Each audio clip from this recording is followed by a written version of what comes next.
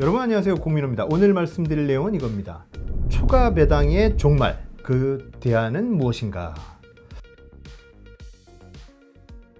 회계사님 안녕하세요. 네, 안녕하세요. 오늘도 권인규 회계사님 모시고 영상을 찍고자 하는데요. 오늘은 초과 배당에 대한 얘기, 이게 2021년도 굉장히 큰 이슈였거든요. 거기에 대해서 오늘 말씀을 나눠보겠습니다. 먼저 개념 모르시는 분들을 위해서 회계사님 초과 배당이 뭔지, 차등 배당이 뭔지 요거에 대해서 한번 간략히 말씀을 해주신다면요. 네. 이거 일반적으로 차등 배당이라고 이제 보통 많이 하는데요. 예. 세법상으로는 이걸 이제 초과 배당이라고 초과 배당 표현을 하고 있습니다. 정확한 용어는 초과 배당이네요. 예, 세법상 용어는 이제 초과 초과 배당이라고 배당. 합니다. 네네. 근데 아마 차등 배당이라는 개념이 좀 더 익숙하게 좀 다가오실 것 같아요. 두 개가 이제 같은 개념이라고 이제 생각을 하시면 되고요. 이 내용에 대해서 간략하게 먼저 좀 개념을 말씀드리면은 이 부분은 이제 원래 법인에서 배당을 할 때는 주주별로 지분율에 따라서 균등하게 배당을 받도록 돼 있습니다. 그렇죠. 균등하게 배당. 이게 바로 이제 상법상 주주 평등의 원칙이라고 하는 건데요. 근데 만약에 이 균등하게 배당을 받지 않고 주주별로 배당을 다르게 받는다면은 이 부분이 이제 좀 상법상 평등한 배당이 아니라 차등해서 이제 배당을 하기 때문에 이 부분을 이제 차등 배당이라고 합니다. 예를 하나 이제 좀 들어서 설명을 드리면요. 어떤 A라는 법인의 주주 구성이 일단 아버지가 90%, 그다음에 이제 아들 주주가 10% 이렇게 이제 갖고 있는 그런 법인이 있다고 이제 가정을 하겠습니다. 그랬을 때 원래 이제 1억 원의 배당을 실행을 한다면은 그 배당금은 90%를 갖고 있는 아버지가 9천만 원, 그다음에 10%를 갖고 있는 아들이 1,000만 원, 이렇게 받아야지 균등 배당이 되겠죠. 하지만 이걸 만약에 반대로 그 자녀가 9천만 원을 받고 그다음에 아버지가 반대로 한 1,000만 원만 받는다라고 하면은 아들 입장에서 봤을 때는 원래 1,000만 원만 받아야 되는데 9천만 원을 받았기 때문에 원래 받아야 될 금액보다 8천만 원을 더 받은 게 돼요. 그렇죠. 그래서 이 8천만 원을 세법에서는 초과 배당이라고 합니다. 이게 이제 세법상 어떤 의미가 있냐면은 원래 받아야 될 배당보다 더 받았기 때문에 사실상 다른 주주로부터 증여를 받은 거죠. 이렇게 볼 수가 있어요. 그래서 이 부분을 원래는 증여세를 과세를 해야 되는 게 세법상 맞습니다.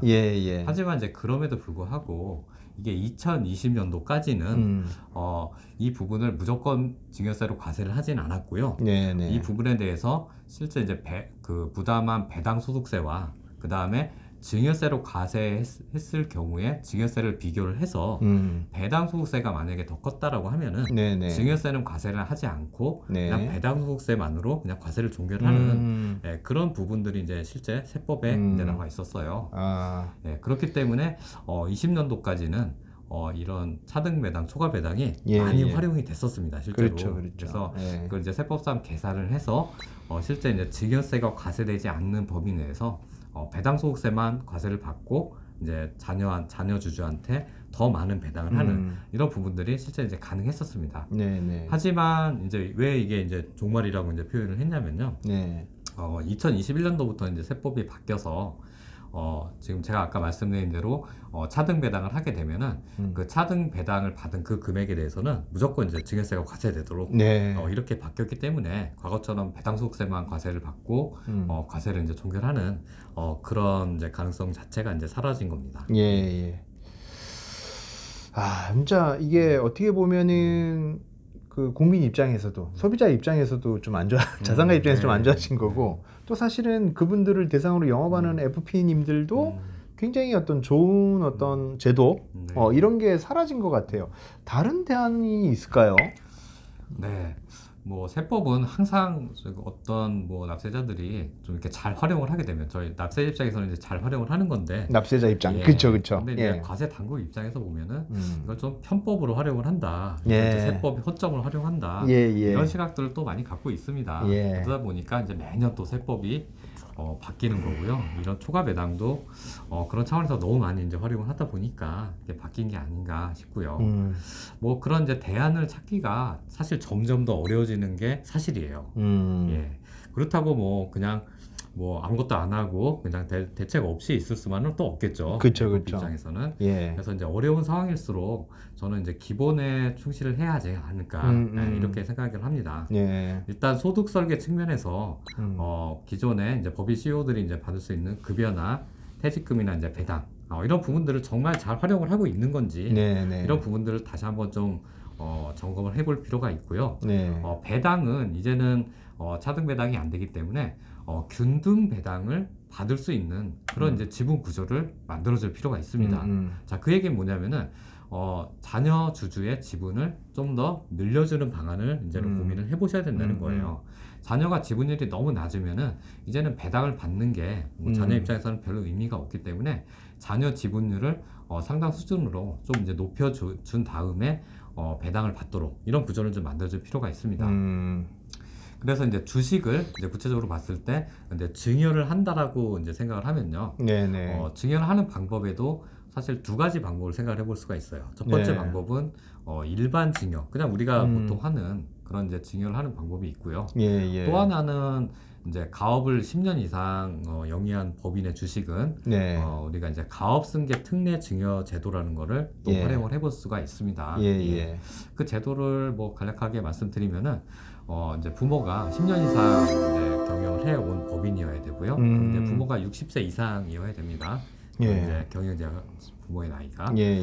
그리고 이제 그 자녀한테 만약에 이제 그 법인의 주식을 증여를 했을 때 그 주식의 이제 증여 그 평가액이죠. 평가액에서 5억 원을 이제 공제를 해줘요. 그리고 나서 과세 표준 30억 원까지는 우리가 원래 증여세율이 이제 초과 누진세율 구조로 50%까지 올라가기 때문에 그 세율 구조를 따르지 않고 그냥 30억까지는 10%의 저율로 되게 싼 그 세율이네, 그죠? 네, 상당히 이제 낮은 저율로 이제 과세를 합니다. 그리고 이제 30억을 초과해서 100억까지 증여를 했을 때는 요거보다는 조금 높지만 그래도 20%의 100억까지나 20%의 이제 특례세율을 적용하는 이런 내용입니다.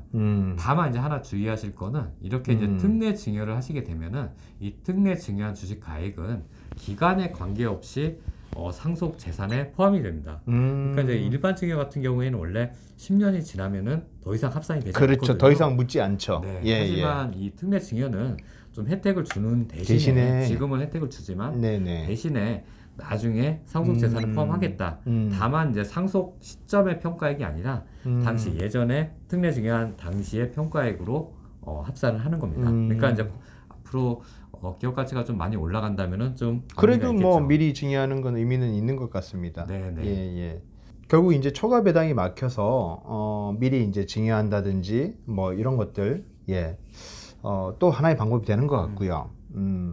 그리고 또 하나는 이제 이게 배당이 막히니까 이제 예를 들어서 법인의 자금을 개인이 가져오는 것 중에 우리가 급여나 배당이나 퇴직금 같은 것들이 있는데 이런 것들 말고도 혹시 조금 뭐랄까 컨설팅 하는데 쓸 수 있는 이런 테크닉이 있을까요? 일단 아까 이제 하나 좀 빠질 부분이 하나 있는데 아까 이제 배당은 제가 말씀드렸지만 이제 급여도 한번 좀 점검을 해보실 필요가 있어요.